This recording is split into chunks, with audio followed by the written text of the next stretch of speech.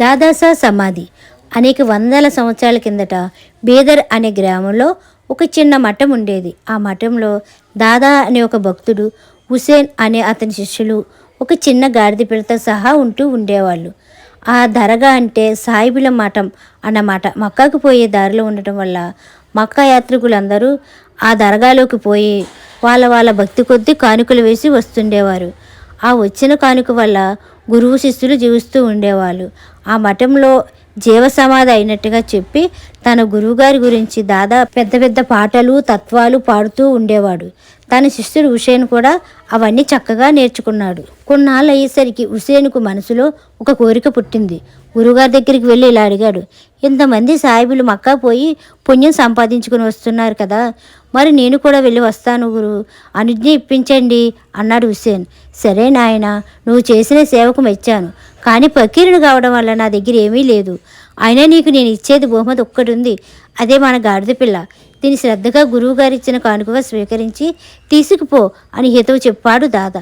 సరే, ఒక మంచి ముహూర్తం చూసుకొని దారిలోని కాస్త రొట్టె వగేరా తీసుకొని తన గాడిద పిల్లని వెంట పెట్టుకొని మక్కాకు బయలుదేరాడు హుసేన్. 10-15 మజిలీలు చేరిన తర్వాత ఒక పెద్ద ఎడారి దాటవలసి వచ్చింది. గాడిద పిల్లకు ఎప్పుడూ ఇంత దూరం నడవడం అలవాటు లేకపోవడం వల్ల నడవలేక కూలబడిపోవడం మొదలుపెట్టింది. అయ్యో, గురువుగారు ఇచ్చిన బహుమతి ఇలా అయిపోతున్నదే అని విచారించి హుసేన్ గాడిద పిల్లను మెడ మీద ఎక్కించుకొని 2-3 మజిలీలు దాటాడు. కానీ పాపం గాడిద పిల్ల సరిగా మేత లేక వడదెబ్బకు తట్టుకోలేక ఒక రోజు పాపం చచ్చి ఊరుకుంది. అది చచ్చినా బతికినా గురువుగారు బహుమతి కావడం వల్ల ఆ శవాన్ని భుజాన వేసుకుని మర్నాడు పొద్దు పొడిచేసరికి ఒక నీళ్లు ఉండే ఖర్జూరపు గుబురు వద్దకు చేరాడు హుసేన్. శవం కొంపు కొడుతుంది, ఇక లాభం లేదనుకుని ఒక లేతైన గొయ్యి తీసి అడుగున కొన్ని ఖర్జూరపు మండలు పరిచి గాడిద పిల్ల శవాన్ని పెట్టి పైన మళ్ళా మండలు వేసి ఇసుకతో దాన్ని బాగా కప్పివేశాడు. ఇంతలో ఆ రాజ్యాన్ని వెళ్ళే సుల్తాన్ గారి సిపాయిలు కొంతమంది వచ్చి ఏమిటదని అడిగారు.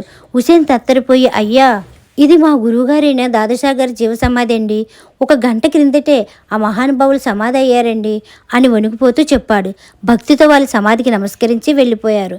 హుసేన్కు అక్కడ ఉంటేనే మంచిదని ఊహ తట్టింది. 4-5 కర్రలు సంపాదించి చిన్న గుడిసె వేశాడు.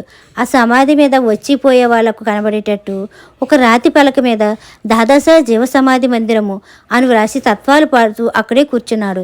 ఇలా ఉండగా క్రమేణా ప్రయాణికులు ఆ గుడిసెకు రావటం, కానుకలు సమర్పించుకోవడం జరుగుతూ వచ్చింది.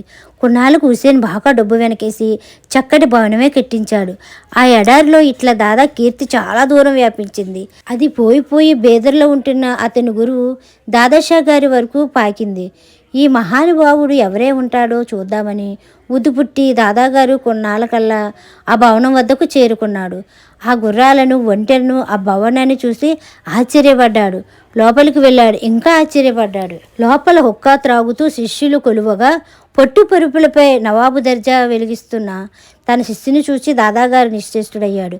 వెంటనే శిష్యులందరినీ హుసేన్ బయటకు పొమ్మని చెప్పి గురువుగారి కాళ్ళపై పడ్డాడు. ఏమిటి నాయనా ఇదంతా అన్నాడు ఆత్రంగా దాదాగారు.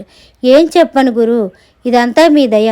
మీరిచ్చిన గాడిద పిల్ల చచ్చింది, దాన్ని ఇక్కడే పూడ్చాను. తలవని తలంపుగా రాజభటులు వచ్చారు.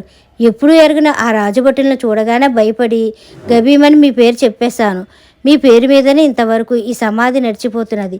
తీరా ఇప్పుడు కొంప తీసి మీరు పలానా అని తెలిస్తే మనిద్దరికి ముప్పు వస్తుంది. మరి అటుపైన మీ దయ అన్నాడు హుసేన్. అందుకు దాదా, నాయనా, నేను చెప్పలేదా, గాడిద అయితేనేం ఎప్పటికైనా ఎందుకైనా నీకు పనికొస్తుందని.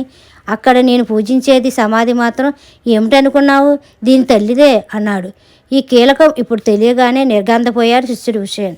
ఈ కథ కనుక మీకు నచ్చినట్లయితే like, share, subscribe to Durgapriya official. Thanks for watching.